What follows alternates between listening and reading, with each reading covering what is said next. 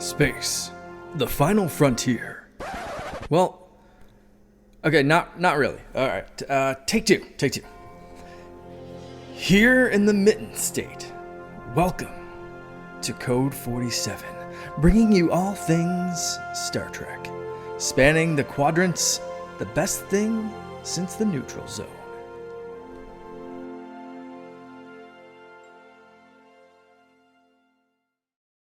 And we are back. It is the Code 47 podcast on the Secret Friends Unite podcasting network.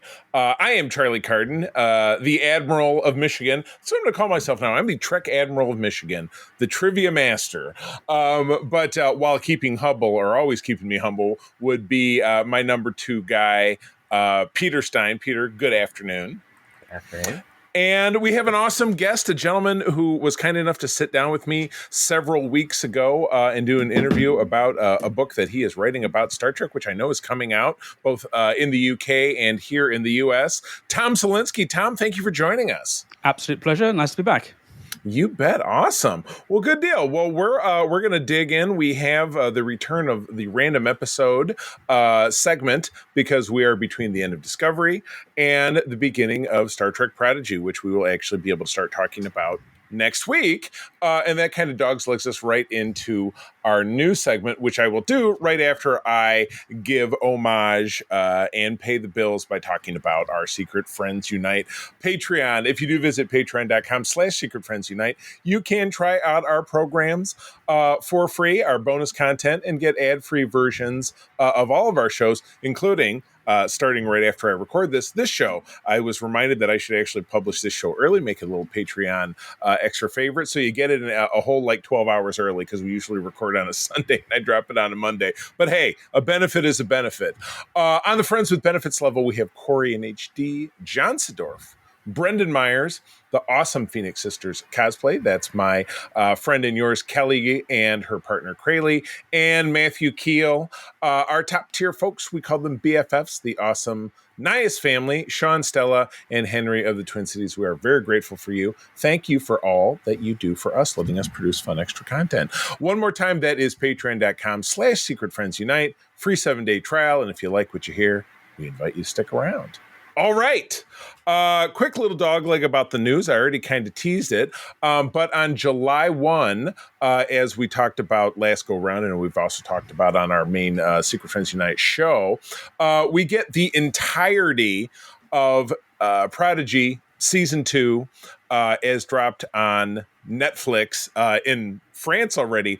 I don't know because you're over on that side of the pond, Tom, if that was a giggle over there in Europe in general when they're like, oh boy, they got the new Star Trek in France. I don't know. Do you speak French? Were you able to tune in? I don't speak a lot of French. No, I'm quite happy to wait for this one to come to Paramount Plus along with everything else. No, very good. Gotcha. So, but yeah, we actually got just ahead of that. We got a couple minute trailer that gave us all the punch and excitement that you would expect from a Star Trek related trailer. So, guys, thoughts around the horn. Peter, what are you thinking about after watching this trailer? I mean, I'm excited. I haven't been shy about that for the whole time. Yeah. So I'm looking forward to it. It does look like we're going to be spending most of the season with the kind of main plot, looking for Chakotay.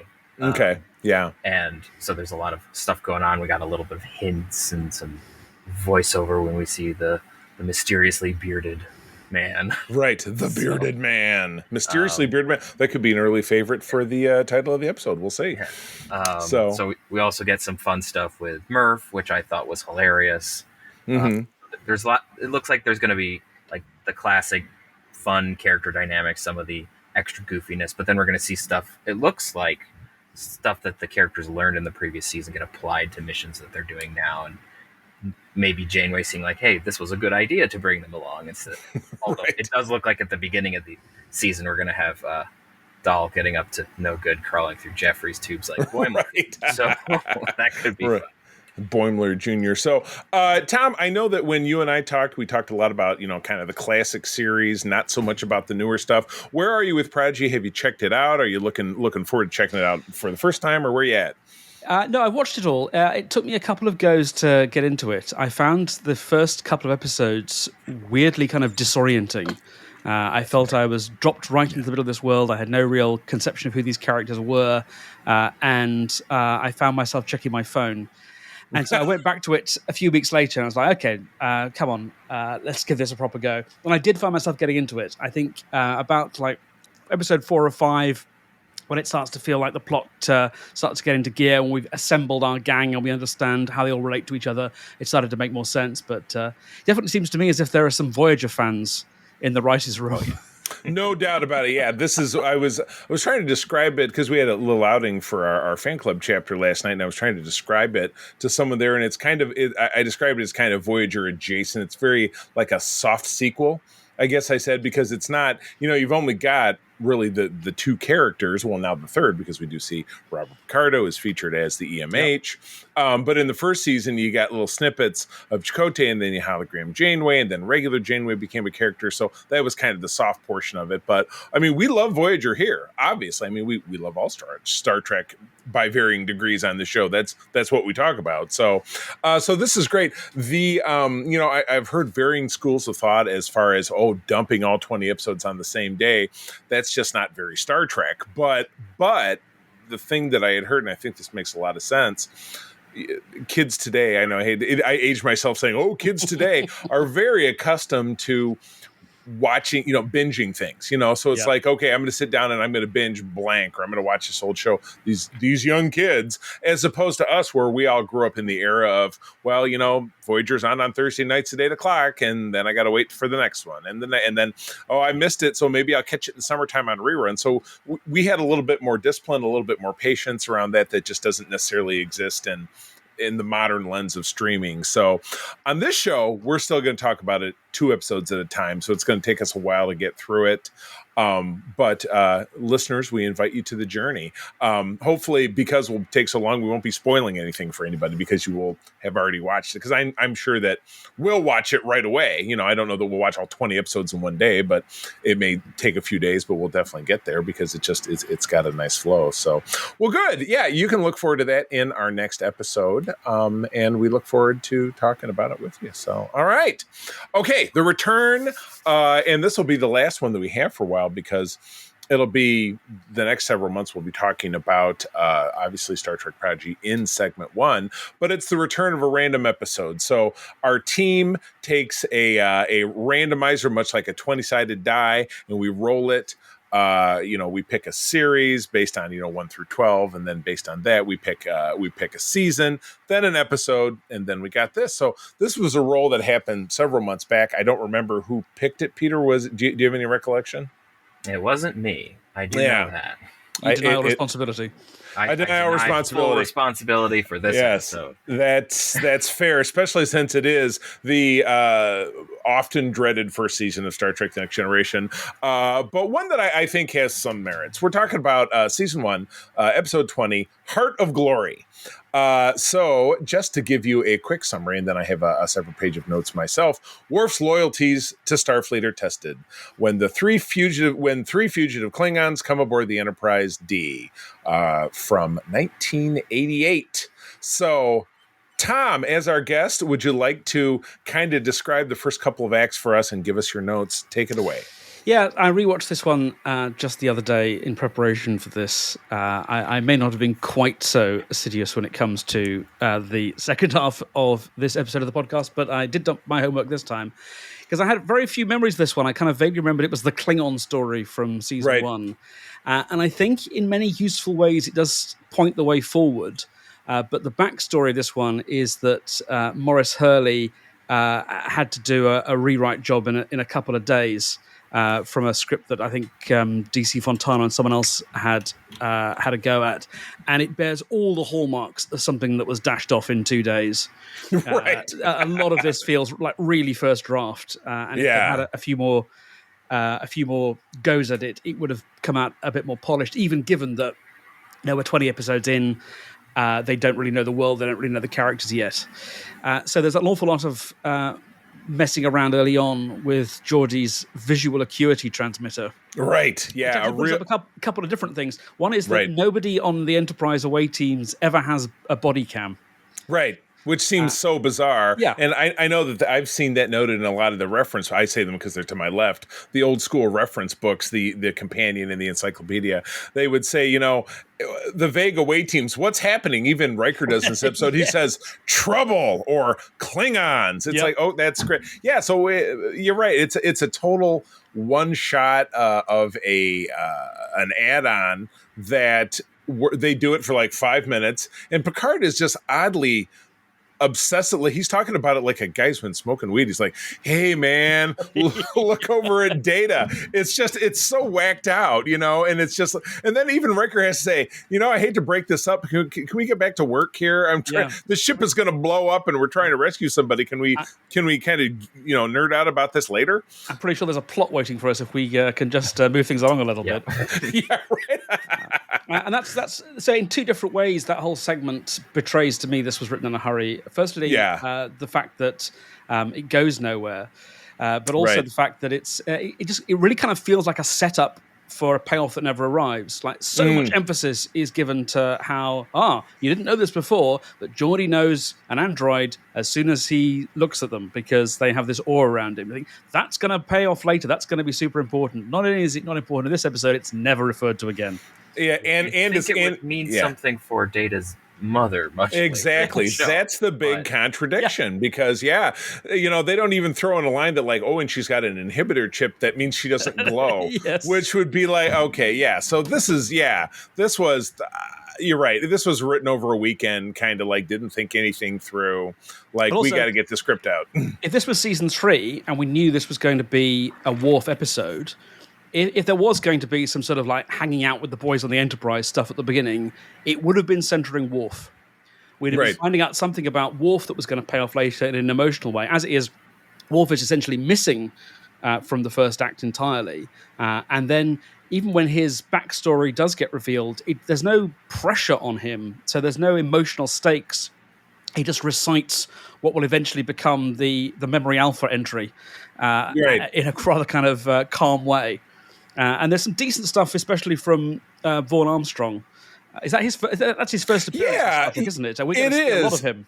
It is, and I've met him twice. I met him on the Star Trek cruise last year, and then at Star Trek Las Vegas later that same year. Super nice guy, very gracious. But yeah, this was his first pass at Star Trek, the first of, I think, 7 or 8 aliens totally that he's played through all of the classic series. But yeah, humble, nice guy.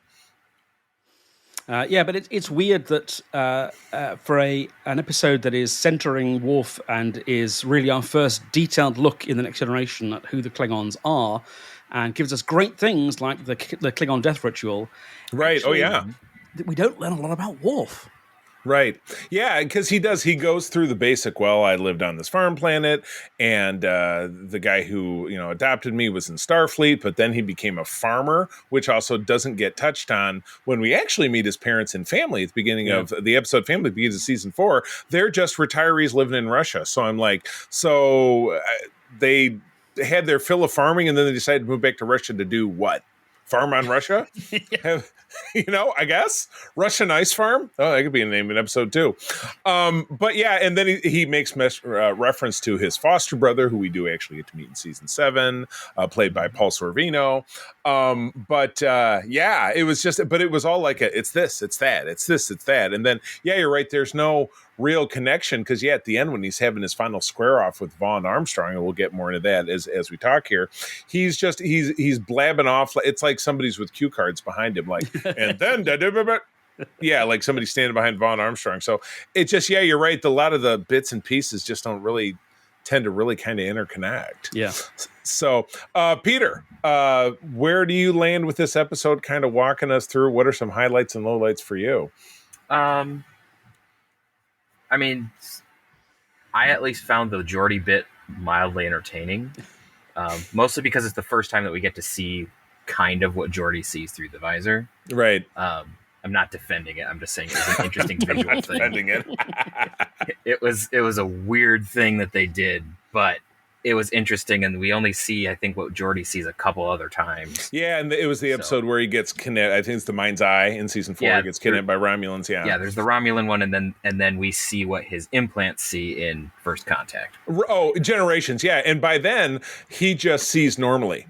So there's no infrared, whatever. It's just when the Klingon sisters thermal are stuff when they're looking for Cochrane.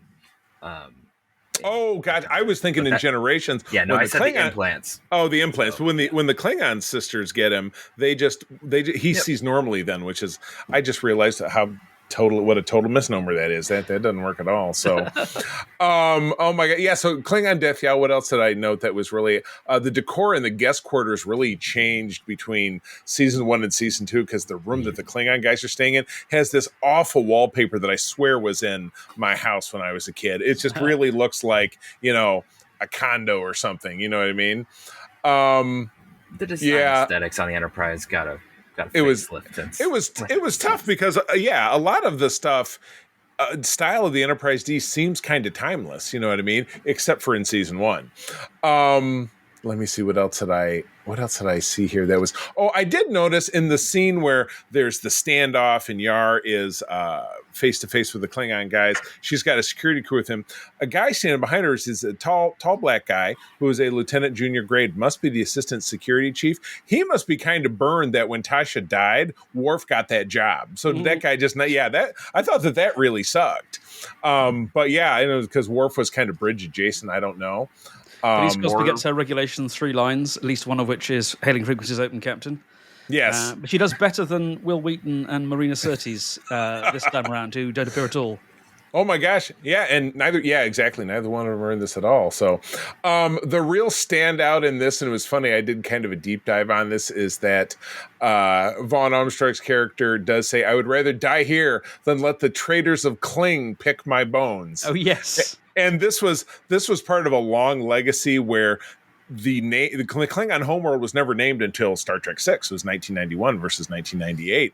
It was thrown around as a bunch of different things, but Kling, just call the planet Klingon. I don't know. It's not like we call our planet human or Terra or Terran, I guess is a little bit more connection there. But yeah, so that's led me to my initial naming of the episode would simply be Picking on the Kling, because that's such a dramatically bad way to name the episode. But yeah, all right. Well, other thought. I know that we're kind of jumping around here, but yeah, Tom, please. Yeah, I'm pretty sure that the Klingon dialogue in this is gibberish as well.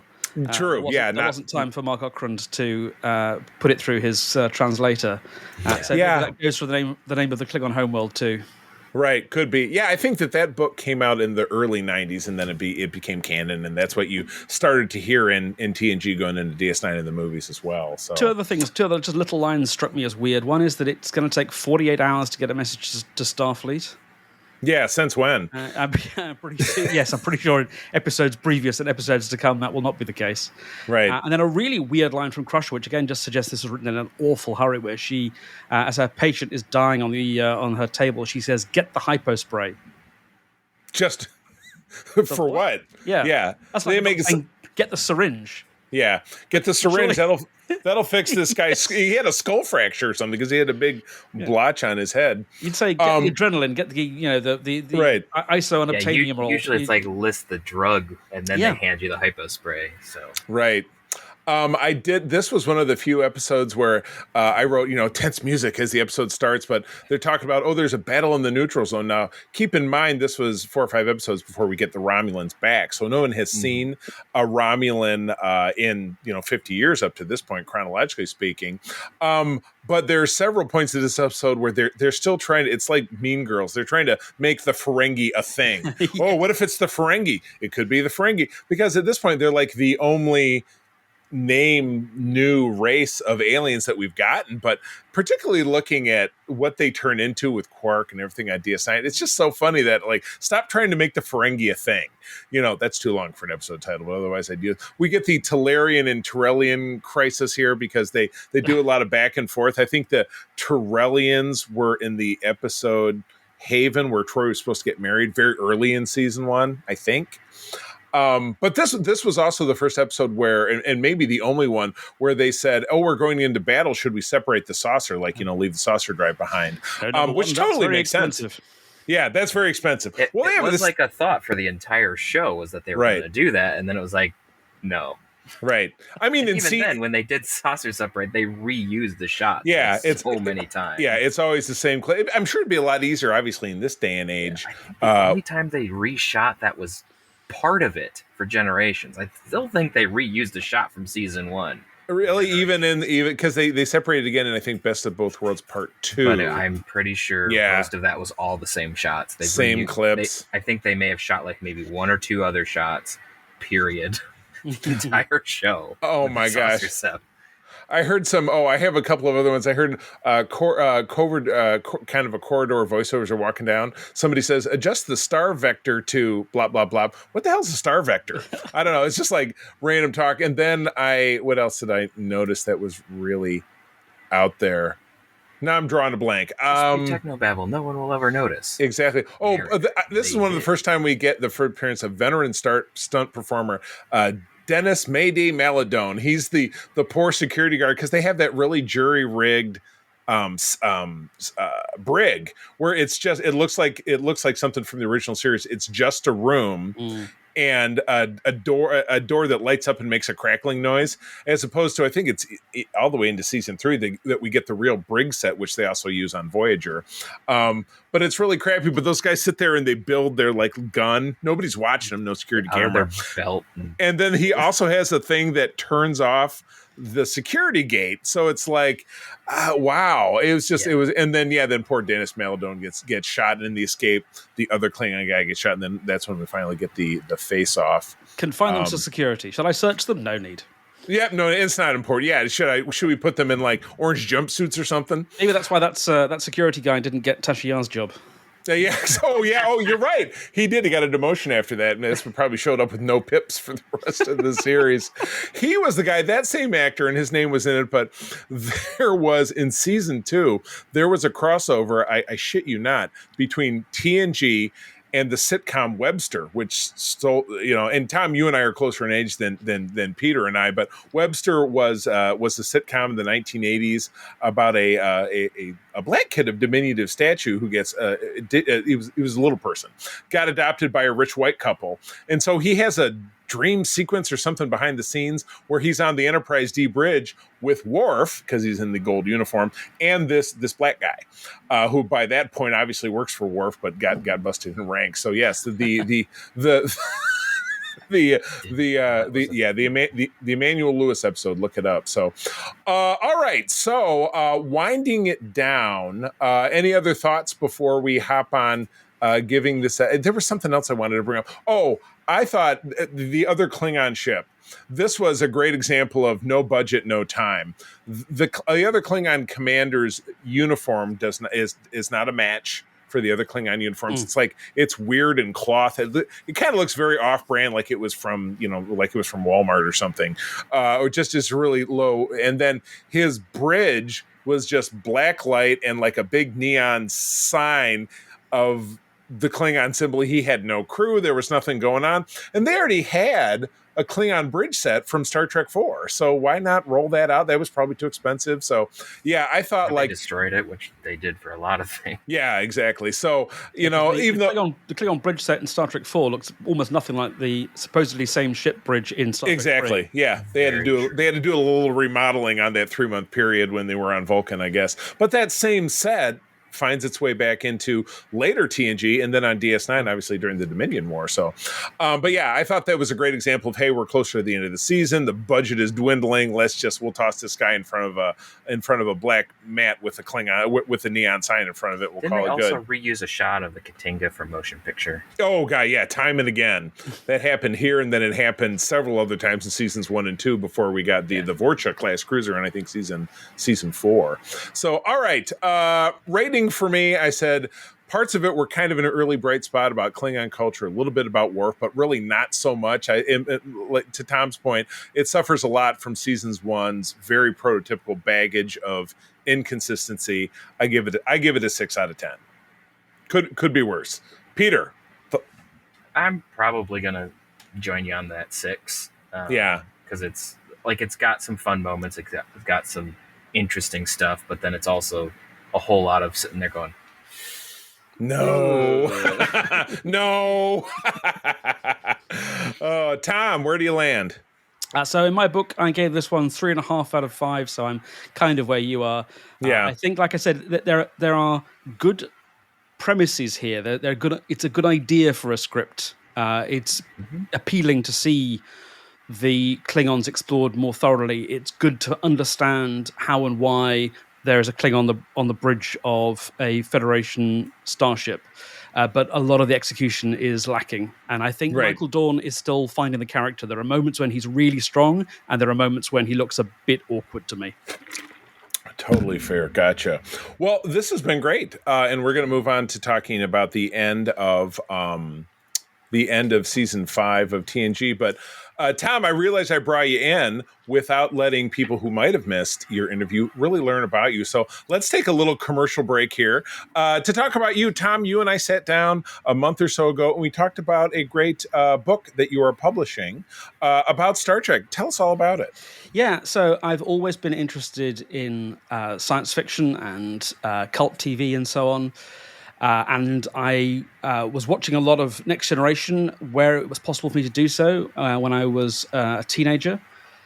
But my overall knowledge of the franchise was a bit skimpy. And so it occurred to me to wonder if I wanted to watch it all, how long would that take? And the answer turned out to be if I watched an episode a day, I could start with the original series on, it was the 1st of January 2022.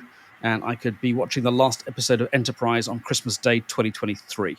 Wow. So almost exactly 2 years. That's what I did.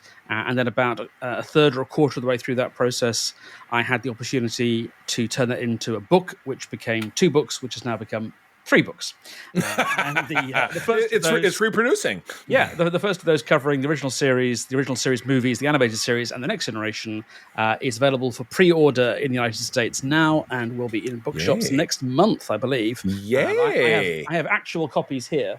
Ooh, yes, show us. This does show up on YouTube as well, so people will see it. And there's an actual hardback copy. Very nice. Very nice. And that should be in booksellers, I assume, and on Amazon. Exactly. Yes. Across the country, across the world. That's awesome. No, I really look forward to reading your book. And I am notoriously really bad at reading. I always tell myself, I always say it to my wife too. I'm like, well, let's set aside like an hour before bed to read. And then we'll get into some bingey show. Like we're binging 24 right now, which is one of my favorite old shows. And we just cannot stop watching it. Fortunately, we're through the really like we're in season 4, like right at the end. But where it starts to get good again, but it had a 3rd season that was just completely awful. So I'm like, hang in there, babe. I swear it's going to get good again. I promise. But anyway, all right. Well, cool. Yes, please. You said available for pre-order. I assume at Amazon, places like that. Exactly. Barnes and Noble too, I think. Exactly. And if you don't fancy sitting down and reading the whole thing, then it makes very good bathroom reading. Very good. You can just dip in and out, find a favorite episode, see what I think of a controversial one, and argue with me in your head when you think I've got it wrong. I love it. And hopefully, kind of ever. And hopefully, and being that we're having such a great time, I would love to have you back on the show as often as you would like to talk about older episodes of the show, because in the second segment of our show, we are doing what you're doing. We're taking every episode of every series, and we've kind of split every season of a particular show into quarters, so doing 6 or 7 episodes, sometimes less, and just doing kind of a very briefish talk through.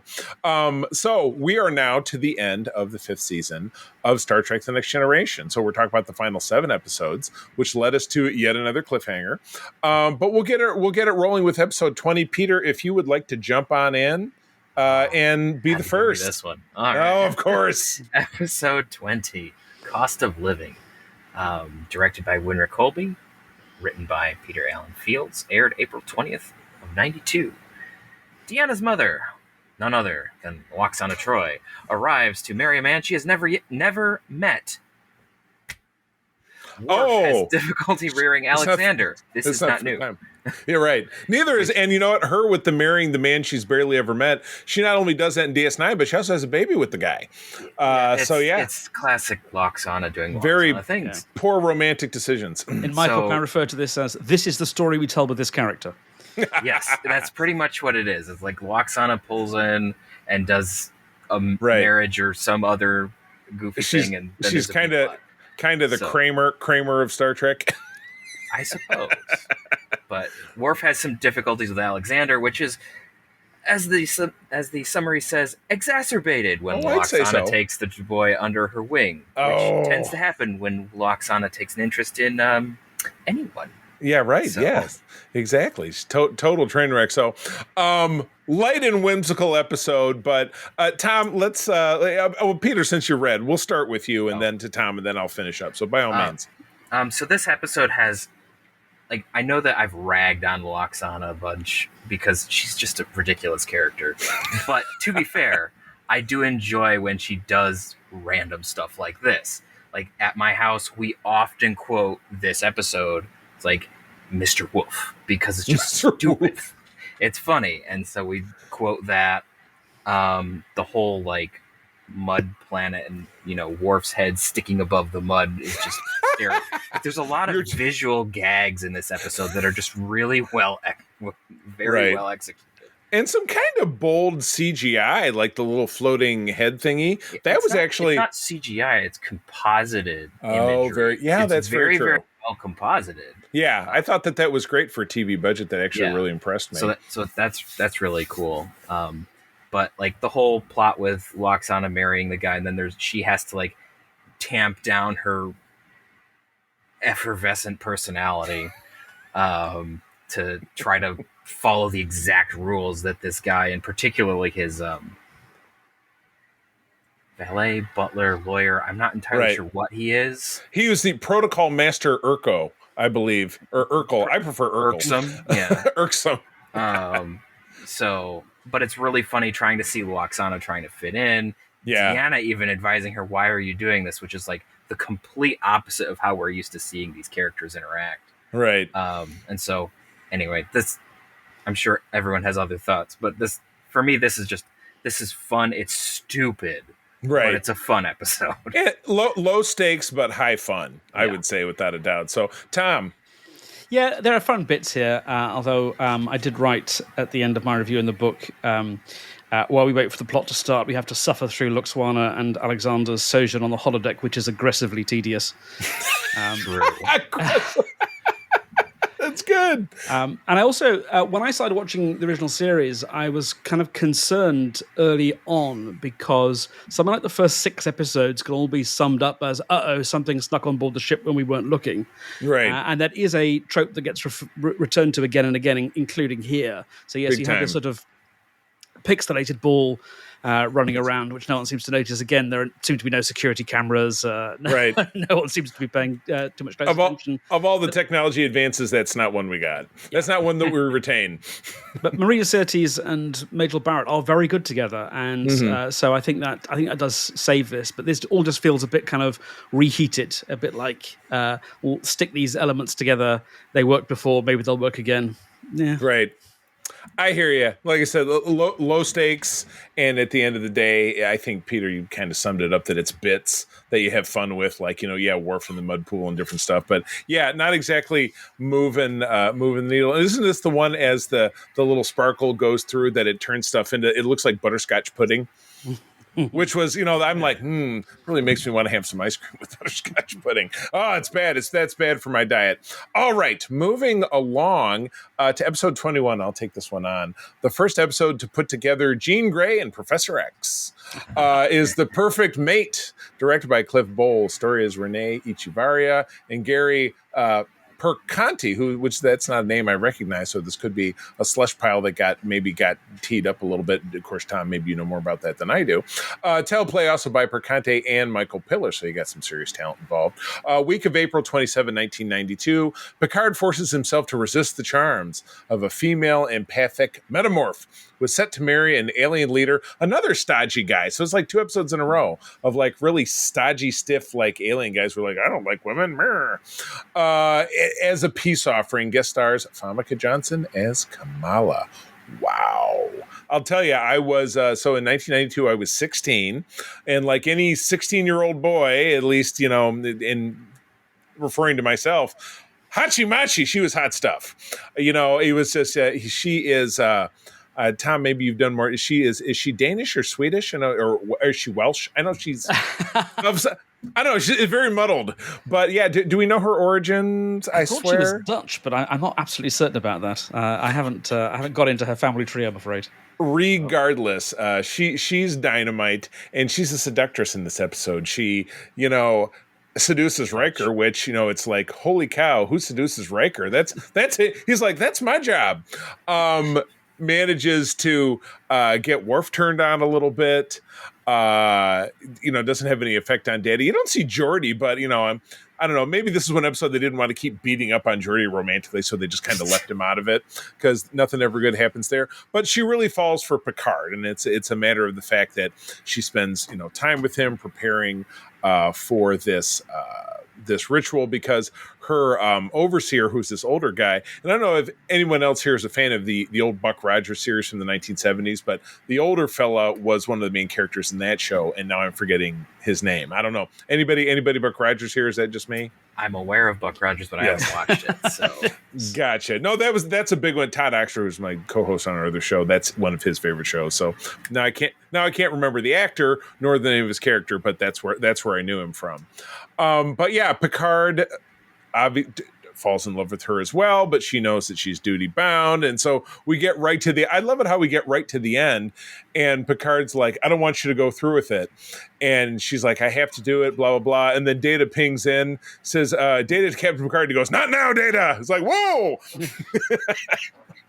You know, Picard has a rare moment of, you know, emotionality where he's feeling and acting like a normal person, and has to go back to work. So eventually he does, you know, in the end, have to give her away, and she goes off. So love lost. Everyone has probably dealt with it at one time or another. But yeah, I was a young man when I saw this, and so that kind of touched me. So I really love this episode for that reason. And she's a very beautiful woman, and I was a young and dorky boy. So what can I say? The episode spoke to me.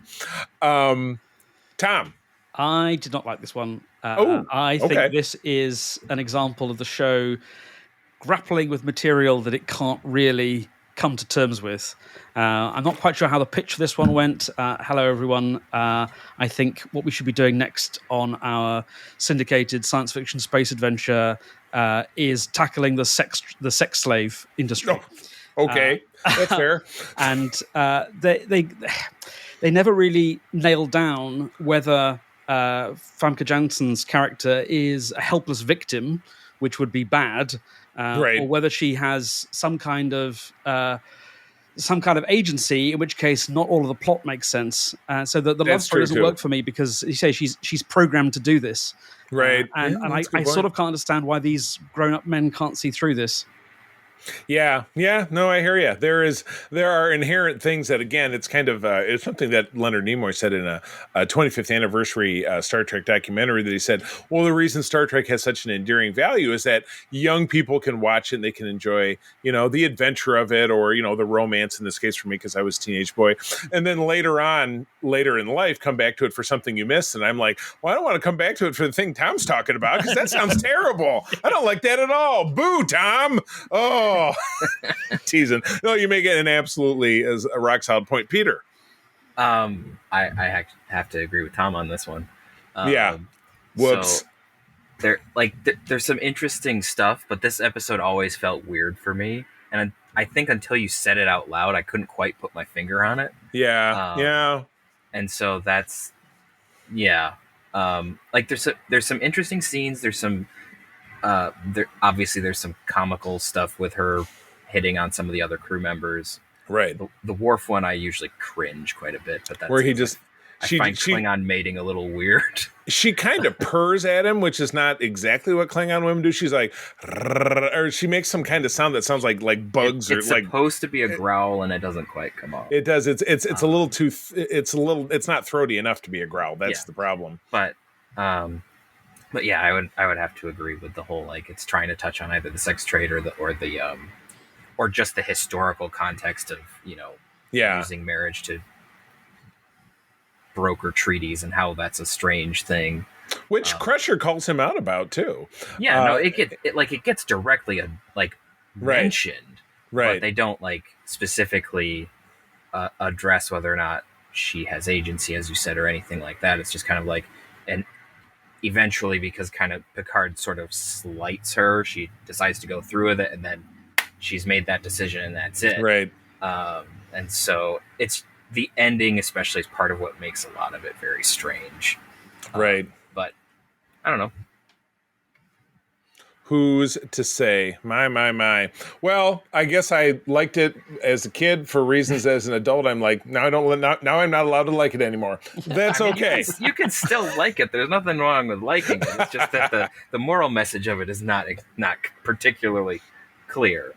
Well, I'll tell you what's easy not to like at any age is this next episode. Peter, if you would be so kind. Oh, man. Well, this one again. Yeah, I know. Evens and odds. You're evens, I'm odds. Sorry. Episode 22, if you haven't guessed by now, Imaginary Friend. Directed by Gabriel Beaumont. Story by Jean-Louis Matthias and Ronald Wilkerson and Richard Flegel. Wow, three people to make such a crappy episode. My God. Might have 5, because there's 2 more people credited. Oh, yeah, and the teleplay was by Edith Swenson and Brandon Braga. You'd think that one person... Oh, I've got it. This is what happened. It was 5 people in a room with the dartboard. Yes. That's how we wrote the script. And in Act 3, thunk, it was Mad Libs, right? So anyway, by all means, please continue. A child's imaginary playmate enters with the same glowy ball that we've seen in many episodes before. It takes on a physical form and threatens the well-being of the Enterprise. The same as is usual for glowy balls. The same glowy ball is now the name of the episode. You're welcome. Peter, please continue. Oh no, Tom, go ahead. I described this one as a listless rehash of overfamiliar ideas, a sort of worst of compilation from earlier episodes. Instead of Hot Licks by the Rolling Stones, you get Cold Porridge. I don't know. Yeah, the absolute worst. All the worst songs from the worst eras. Yeah. Yeah. Oh, yeah. I mean, I guess I could see it as like, oh, we're trying to speak to that aspect of the Enterprise that we have, hundreds of civilians on board, and what's it like for a kid to live on the Enterprise. But it was the answer to a question nobody asked, because I don't think anybody cares. I don't know. And what I did say at the end of my review is I think if you picked an episode of Star Trek at random and you watch this one in isolation, you might like it more. But watching in sequence, it's easy to see how many, including quite recently, how many old ideas are being rehashed and recycled here. Plus Muppets, something which is almost guaranteed to turn me off. Oh my gosh. So Peter, I mean, we could sit and rag on this one for quite a bit, but Peter, anything, let me ask you this question. Anything in this that you enjoyed? Worf had a couple of good lines, didn't he? Did Worf sneak in there? A couple of good lines. Like there was some interesting stuff where she's insistent that Isabella, I think is the name of Isabella exists, and then all of a sudden it's just like poof, she's there. Right. It's like, oh wait, I can see my imaginary friend, and then you have the whole thing of like, now the adults can see my imaginary friend. Oh crap, now I have to explain things. Whoopi Goldberg as Guinan came in. She had a good spiel, as she often does, because she usually has a way to class up even the most drab script, or even just with a good scene here or there. She always has something good to add in there. But other than that, I mean, this is with her with talking about her own imaginary friend was kind of interesting, but right. Yeah. Other than that, it's just it's not. I hear you. Yes. Tom, it watched in isolation. It's got some interesting stuff, but when you're watching it in sequence and having known about all the other stuff, Yeah, See the same within glowy ball, just doing something different. that So- glowy ball. All right, let's move us forward into something that an episode at least that I enjoyed. Now, episode 23 is I, Borg, directed by Robert Letterman, by Renee Echevarria, so someone who's a big part of the writing staff. Week of May 1192, the Enterprise rescues a Borg survivor whom Geordi names Hugh. Picard plans to upload a destructive computer virus, plot that comes back in Ron Moore's Battlestar Galactica. You see, there are no new ideas, to Hugh, so that the virus will spread throughout the collective when Hugh is sent back home. So, Tom, you first. There's so much I like about this one. This is we're really pulling out the dive now.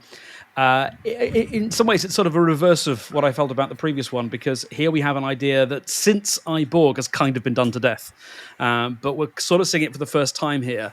And so there is this trajectory that alien races in Star Trek tend to go on, from basically indistinguishable threat to there is some variety within them, to some of them are prepared to be nice to us, to they're our friends now. Right. And the Borg never quite get all the way to the they're our friends now stage. But this is the beginning of that process. But it feels very fresh here, because apart from the fact we have Worf on the bridge, we haven't really seen them do this before. And the way that they are able to use the ensemble this late into the game, you can't imagine them doing this in season 1. But everybody on board has a different reaction to Hugh. And it really makes sense of having this large ensemble cast. And obviously it's Picard who gets the lion's share of this. And we're invited to share in his survivor's guilt and his feelings of being personally invaded and having had his autonomy threatened during the Best of Both Worlds. And so the way that he squares up to this moral dilemma is really fascinating. And I also think Jonathan Del Arco is brilliant. Oh, absolutely. Yeah, he showed up in episode of 24 we were watching earlier today, where he ends up being he ends up being that show in Star Trek in particular. Oh my gosh. Dozens of shared actors, through 9 seasons of that show. Absolutely. But yeah, he ends up as a victim of he was a decoy that gets put in a car and blown up, and said they thought it was one of the main characters when it wasn't. So, poor Hugh. That's a bummer. But yeah. All right, Peter, your thoughts. I really like this episode. It's got a great moral question here. You've got the whole, can we use a single individual as a patsy to destroy an entire civilization? That's part of the question. And then the rest of the question is, do we even have the right to destroy an entire civilization? Right. Even though they are our enemy. And the really interesting thing here is that other than Locutus, because it was so quick, this is the first time that we see that there is a person underneath the Borg drone. Right. And so that's part of what raises the moral dilemma, is these are, technically enslaved, but these are beings that have consciousness and have rights, therefore. And so it's an interesting way to, we see that later, obviously, with 709, to further that development of the fact that the Borg just take people and then do all their things. But it's an interesting way to take the Borg, as conceived of earlier in the show, as just this monolithic force of nature, which I quite like that take. It helps make them more of a villain, but to take that monolithic approach and then also zoom in on it to show it's also made up of these little victimized people that we still need to free. And so you have everyone wrestling with that and how you need to do it. And like you said, all of that is really interesting. And the scene between Picard and Hugh is I find particularly interesting, because you have Picard struggling with how he's going to do this, but then he just brings up the he play acts as Locutus to try to basically frighten Hugh into telling him things and doing stuff. And it's just an interesting way. We see just a little bit as we go through. We see more cracks in Picard's armor, of maybe this is a person, not just the Borg, that hurt me. And this kind of concept gets further explored later in First Contact, where he has to deal with this again. Right. But it's just interesting to see that different approach to it than how we had in Family, how we had here, and then how we have later. So it's Right. Yeah. how big all time. of that is approached. It's interesting how that character progresses through the trauma that was Best of Both Worlds. Absolutely. Yeah, I love it. I can't see much more than you guys did. This was one of the best that the season had to offer, and this is even in a season where 2 episodes later we have The Inner Light, which is heralded as being one of the absolute best. I know in our bracketology challenge back at episode 100, it handled picked really high. So yeah, not much more to say. Exceptional episode. Great performances by many people in the cast. Obviously include Patrick Stewart and LeVar Burton, obviously, as Geordi, as being one of the main characters. And again, Whoopi coming in and underscoring, being Picard's moral compass and helping him steer him back in a direction which is really where he needed to be. So, okay. Episode 24, The Next Phase. David Carson doing the directing, Ron Moore script. He's my guy.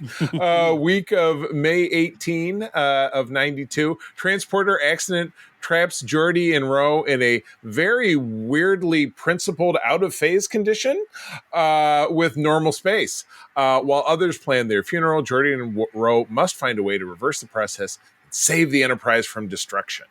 Tom. I like this one a lot too. It's not quite as good as the all-time classics that sit either side of it, but there's really good stuff here. And one of the most interesting things is the use of Ro. So at this stage, the population of the Enterprise has been filled out a little bit, and we're getting some recurring characters, not just the same group of 7 every time. And this is another way of using the ensemble cast. In the previous episode, we had one new arrival who kind of bounces off everybody in the ensemble. And here we're just going to focus on 2. It's going to be Geordi and Ro, who are going to be our main point of view characters. And that is really interesting because one of them has his name in the opening titles and is guaranteed to be back next episode. Right. And one of them doesn't. So I think it really raises the stakes to have Geordi and Ro, because Ro could die. The rules of television mean Ro could die. I mean, she probably won't, but she could. Right. At least be written out in some kind of serious way. So, yeah, I think this is really fun. The only thing I don't like about it is that we have all this stuff about making funeral arrangements for the supposedly dead Ro and Geordi, but no one seems really upset about it. And that's the drawback. I think the problem is that Geordi and Ro don't have very strong ties to anyone else in the cast. If it had been, for example, Troy, who was there, then we'd expect to see Riker absolutely going bananas. But as it is, people seem kind of glum, but no one really lets their hair down. Yeah, it's kind of a letdown. Yeah, exactly. And they turn it into a fun party. And there's some. Speaking of Riker and Ro, referencing back to Conundrum several episodes ago when everybody lost their memories and the two of them hooked up.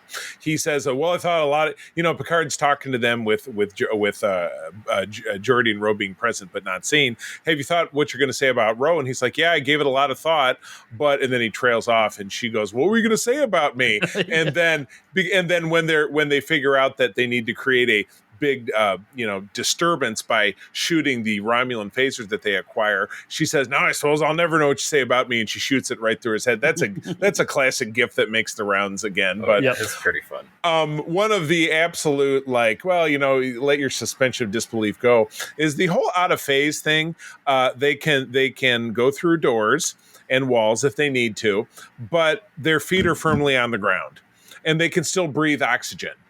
And they can see, they still have eyelids and different stuff. But the other crux of it is that one of the Romulans who they're rescuing, one of their crew members was similarly transformed. He tags along with Geordi and Ro on the shuttlecraft going back from the Romulan ship to the Enterprise because they're not using the transporter. During which one of the really unsung relationships in TNG is Data and Worf, because the two of them are having a great conversation. But anyway, this Romulan had tagged along, and he and Ro get into a big kerfuffle and fighting, and then Geordi sees them, and he comes along and he shoves this guy, and this guy flies through the wall and then off into space. but our people can still walk on the deck. So I just, Yeah. it you know what? It's fine. It's whatever. It's good. I don't really Yeah, I care. mean, they can see, so photons are presumably hitting the receptors Right. in their eyes and bouncing Right. off, but not bouncing off any other part of their body, which Exactly. would be visible to anyone. But yeah, you just have to go, oh, come on, you know. Yeah. It's Oh, in come in screenwriting. There's another podcast I used to listen to many years ago where they would do commentaries on movies, and they had a concept which I think is very useful called the magic bean. Okay. Right, so the magic Yeah. bean is so like in Back to the Future, Doc Brown invents the flux capacitor. Yeah. What does the flux capacitor do? It capacitates fluxes. Don't ask us. It's fine. But what the flux capacitor does, it makes the story work. Right. It's magic. It's a magic bean, Yeah. and the point is you're allowed one of those. Yeah. Oh, there you go. Yeah, you're right. So Right. with an episodic series like this, being science fiction, you have to accept all sorts of magic beans, like transporters and subspace radio and half human, half Falcons, and all sorts of things that don't really make sense if you stop and think about them.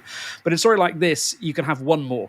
Right. And so out of phase Right. works like this because that's what the script says it does, and that's fine. Right. And in fact, if you start to interrogate that more closely, probably all you'll do is unravel the whole tapestry, which would be a shame because this is a really good story. Yeah. No, it's a fun one. Peter, your thoughts?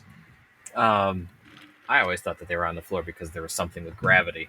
But Sure, why not? Oh yeah, the artificial gravity deck plating. Sure, yeah, why 'cause not? that's the only thing that's different about the walls. But Yeah.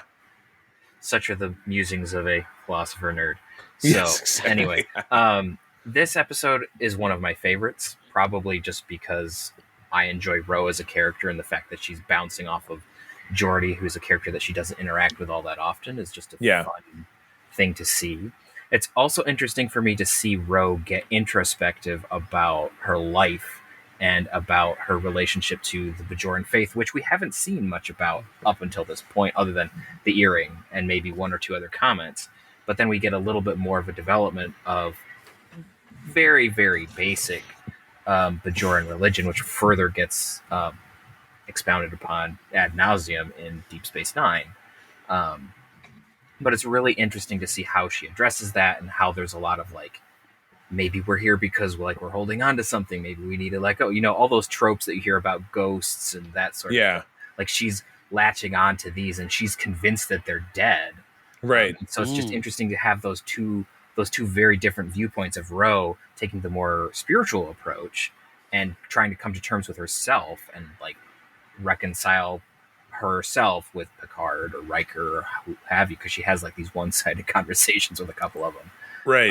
And then you have Geordi, who's just like, we're not dead. This is some fluke. There's some bullshit I going. gotta crack the mystery. It's a Scooby-Doo. Yeah. So obviously Geordi is right, but it's very interesting to see Ro's side of that story. It's like, how would someone react if they were able to see what happens to everyone around them after they die? Right. Like directly like that. So it's just a very interesting approach to the character, because she's the only one that has that background other than Worf. And obviously with the naming thing, you don't want to stick two title characters into this sort of thing. Right. He's the only character who you could take that spin with. Right. This cast to do. Yeah. So, and as hilarious as it would be to have Worf think that he's dead and wonder why he's not in Stovall. Oh, right. Yeah, that would be a whole nother thing. Data The Barge is dead. Yeah. And then have Data and Riker trying to figure out how the hell to do a Klingon funeral. That would be funny in itself. Right. But I quite liked what they did with Rogue here. Yeah. Big time. This particular story. Yeah. Definite winner. Cool. All right. Well, on to the one of the obvious favorites here. So I almost say we should discount this one when we're doing our favorites and least favorites because it's too easy. But Peter, episode 25 is yours. All right. Episode 25, The Inner Light, directed by Peter Lorenzson, story by Morgan Gendel, teleplayed by Morgan Gendel, and Peter Allen Fields. Aired June 1st of 92. A space probe creates a telepathic tether to Picard and causes him to experience, in 25 minutes, a lifetime as a married man on a world that was destroyed a millennium ago. Boy, I tell you, if you're in a bad relationship, 25 minutes can feel like a lifetime. Not that that was the case here, but it was the obvious joke. I had to take a stab at it. So, all right. Well, this will probably be short because it's so wonderful. But Tom, I would love to hear your take right from the page. Yep, this is remarkable. It's another 5-star classic. It's a really unique episode, and I'm sort of amazed that they pulled it off. The only thing rewatching it which disappointed me, and it's just a tiny thing, it certainly wouldn't be enough for me to knock off a whole half a star, is I'd misremembered that we do cut back to the bridge every so often. Right. And I sort of almost wish that it could be just his adventures as kind of shatter the illusion, as it were. I've heard it criticized because there are people who think that the process of living all that time and then being flung back onto the Enterprise would sort of completely destroy your psyche. But the way I rationalize that, and I think this is borne out both in this episode and in later episodes when this is referred to, is I don't think when he comes to on the Enterprise, he genuinely feels as if he lived all those decades. I think it's kind of like a dream, maybe a particularly vivid, particularly strong dream. He does remember how to play the flute, for example. Right. But I think, when you wake up, all that dream imagery, which seemed so specific and so real when you were in the dream, starts to kind of fade. Right. That's what I think it feels like. So something that makes much more sense. A little bit more than a dream, but substantially less than a genuine memory of decades and living a life that was completely unknown to you before it started. Gotcha. No, that's perfectly valid. I never really thought it through. The flip side of this is the Hard Time episode of DS9, which we get at the end of season 4, where O'Brien has to live through a 30-year prison sentence in a even shorter period of time, and then he's stuck with those memories because that's his punishment for the perceived crime that he executed upon. Where that drives him mad, and he really has to struggle with recovering from that. Where this is a very different kind of story, but it does embrace that kind of central element of it. So that's kind of the flippity flop of it. But I mean, gosh, what can I say about this that you didn't touch on, that we didn't talk about back in episode 100? A timeless classic. I will call it my little trivia bit. The guy who is the traveling bureaucrat. That actor was the ill-fated first officer of the USS Voyager when it left Deep Space Nine, who dies when the ship gets sucked into the Delta Quadrant.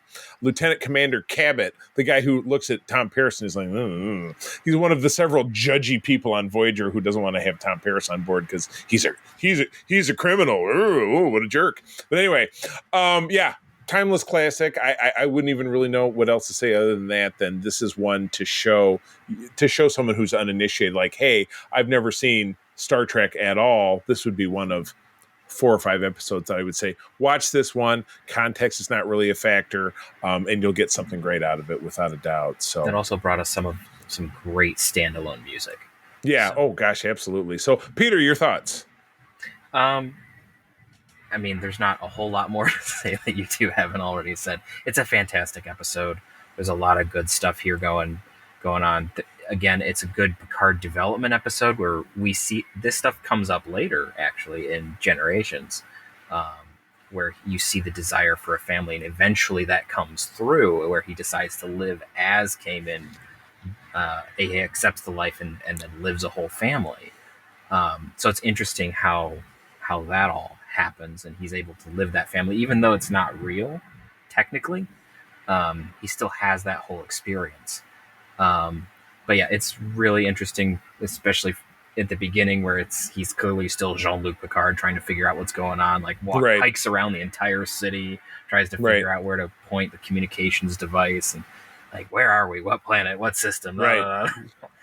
In a hurry to get back to that life. That's what his, imaginary wife says, where, eventually she said, in all of the stories you told me, this is after he'd been there for 5 years of their time. Could you tell me of anyone who's loved you the way that I have, or any of this? And he's like, well, you know what? And it takes him a while, but he finally says, you know what? I could actually try living a life instead of being, such a jackass about it. I could actually try to move on with my life instead of living in the past, which is a real life struggle for a lot of people. There's no doubt about it. So that definitely does really speak to the human condition in all of us. So I thought that was pretty fantastic. And it's a hard thing to do, to tell a story over, what is it, like 40 years? Right. In 40 minutes on television.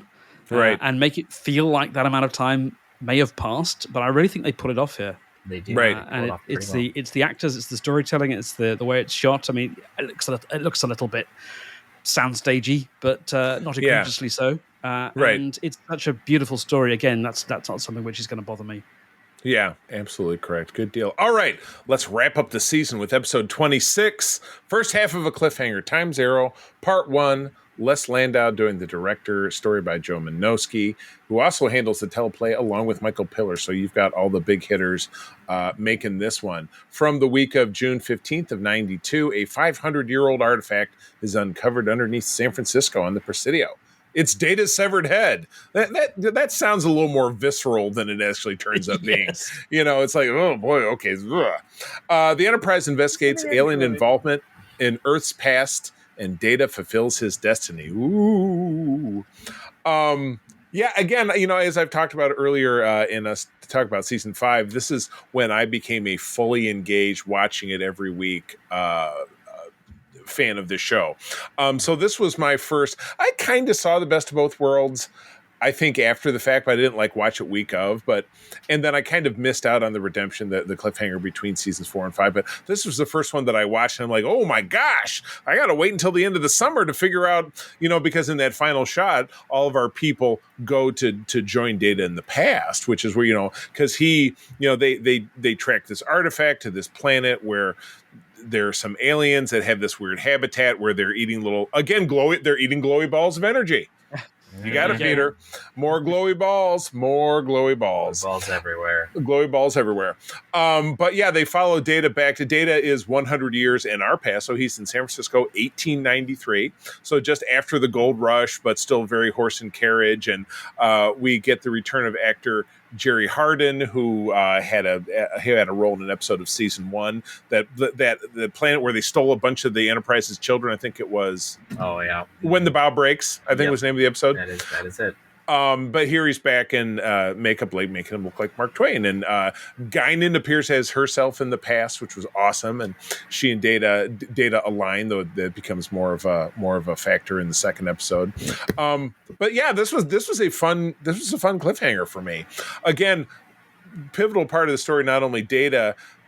Certainly in the first couple of acts, talking about I can now look for. I thought I'd live forever. I can now look forward to death, and it also gives us that great line where he it's repeated where he talks about as my sensory inputs become accustomed to someone, they are often recognized as being not present or missed. Yes, which is friendship for Data, which I thought Troy parrots that back.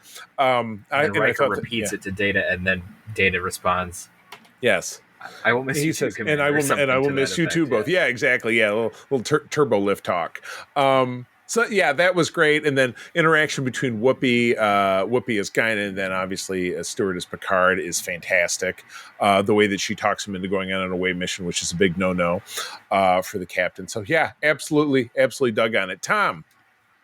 Yeah, I think in many ways, Best of Both Worlds kind of became a bit of a problem because it was so successful that it created this expectation that every season was going to end with something as huge as that. Yeah, right. And the previous season spanning two-parter was not as good as the Best of Both Worlds. If memory serves, in part 2, Picard solves the problem by engineering a series of traffic stops, which isn't quite as exciting as one might have hoped for. And we've kind of already had our big franchise-defining two-parter in the middle of this season. Right. So just kind of messing around with Mark Twain in San Francisco and playing kind of Back to the Future plot game seems to me actually a much better model, one which Voyager will go on to embrace wholeheartedly. Right. But I think this is it's just tons of fun. I have a really good time watching it. I think all the cast is terrific. I love Data explaining his odd appearance just by saying, "I'm a Frenchman." And all these 19th century San Franciscans just go, "Oh, fair enough. Yes, I understand completely now. That's such a good gag." Quick sidebar about the poker game, which followed the "I'm a Frenchman," is a second franchise appearance. Excuse me, a third franchise appearance by Mark Alimo, who goes on to play Gul Dukat as Frederick Leroux, the French the New Orleans card shark. So yeah.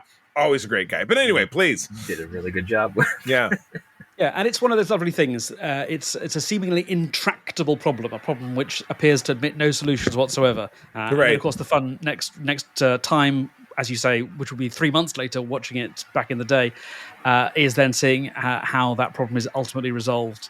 But that's a conversation for another podcast. Absolutely. Good deal. Peter. Yeah, I really like this episode. These two-parters in general. Yeah. Like you said, it's fun. It doesn't it takes itself seriously to a point, and then just leans into just the absurdity of Data being in 1800s, early 1900s San Francisco, which is just hysterical. Yeah. Like the whole the Where's my tip? You may keep the surplus for yourself. Yeah. The tip. There's just so much ridiculousness that's going on. Yeah. It's so much fun. The whole idea, which we learn about a bit more extensively later, but how the Davidians are using the cover of the cholera outbreak to take their victims. It was one of those this is a trope that's, I think, explored in a couple other science fiction things with time travel. But it totally works. Where you it's cover up logical murders because it's like, oh, well, there was something going on at the time, so no one's going to notice. We're not breaking the Prime Directive. We're not breaking the timeline. It's already happened. So it's kind of an interesting thing where they have the whole, especially with the beginning of the episode with Data's head, you have this idea of it's a closed loop, which is something that Star Trek doesn't often go back to. They like to have it where something happens and you can break free of whatever predetermined thing is by either creating a new timeline or rewriting something or it's fake. But in this case, it actually does happen exactly the way that they saw it, and they had to keep it exactly that way. So that the plot could further later. So it's just very interesting how these things, at least in the beginning of this episode, it feels like it's a fixed timeline, which again isn't something that they often do. But there's great conversations that you've already touched on. I love this take on Mark Twain. It's hysterical. Much later he gets even more ridiculous, but that's later. When we circle back around, to season 6, because we'll be going from here to talking on season 5 of DS9, and then so it'll be quite some time before we get back to talk about season 6 of TNG. So it's time for all of us to go through, and of this pack of 7 episodes, pick a favorite. I would almost invalidate the Inner Light. So if you guys are in agreement, maybe we'll leave the Inner Light off the table. Is that okay with you guys? Sure. As just a shining example set over here. Okay. We'll just leave it up. So to pick a favorite and a least favorite, Peter, I will go with you. I always tend to jump to Tom, but I'll go to you this time. So you can go first. This is a pain because there's so many good ones. I'm going to go with the next phase. Okay. Because, as I've mentioned, I really like Ro Laren as a character, and seeing that different side of her and how they address that problem from the two different perspectives of both the scientific, let's solve the problem, or the spiritual side. I really like that juxtaposition. And so there's just lots of good stuff in this episode. And there's obviously the really ridiculous stuff like shooting Riker in the head. So there's some fun stuff in there too. Right, so. Perfectly fair. And Tom, your favorite? It would be Iborg.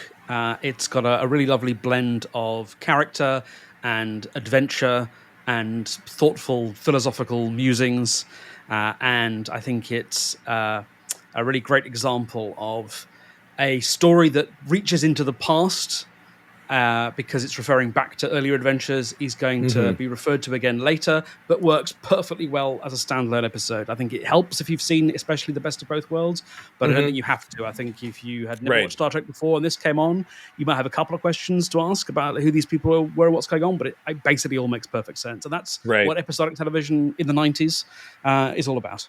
Right, exactly correct. Well, I'll take it. It's funny because I think our worst of will probably end up being a sweep, but I'm going to be in alignment with Tom on this one. Iborg was my favorite too, even though we did end up, like I said, this exact same plot line popped up in Ron Moore's Battlestar Galactica in the 3rd season. They did the same thing, and Peter and I are actually covering this show on our Patreon, but we haven't gotten that far yet. But in that one, they didn't have any moral quibbling. They went forward to do it, but in the end of it, they couldn't execute it because they were prevented from doing it. They were like, yeah, let's kill him. Where it was a little bit more subtle in here for different reasons. So, okay. So if we're all in agreement on the worst one, let's all say it at the same time. 3, 2, 1. Imaginary friend. Yeah, right. Yeah, just the absolute, definitely a bottom 5 of the entire series, I would say. Lump together season 2 episodes and season 1 episodes and put this one almost at the top. I didn't put it quite that low. It's not my favorite. And the reason I think in my star ratings I gave The Perfect Mate and Imaginary Friend the same 2 out of 5. Oh, okay. But I think really The Perfect Mate is like a 1 3/4. Is a 2 1/4 out of 5, and Imaginary Friend is a 1 3/4 out of 5. I think the real difference for me is that The Perfect Mate is reaching for something grander and can't get there. And Imaginary Friend is just, will this do? Yeah, is this good enough? Have we filled up 60 pages of typing now? Can we get is this my C- so I can get to the next module in the class? Yep. We really need to get to episode 23. Please. Yeah, we got to. Can I? My paycheck's going to go through this week, right? Yeah. And Imaginary Friend is definitely good enough to get from episode 21 to episode 23. Right. Oh my gosh, the in-betweener. So, Peter, any additional thoughts about Imaginary Friend, or have we sufficiently? I think I ragged on that one enough. Yeah. Yes. I think the horse is glue at this point. We're good.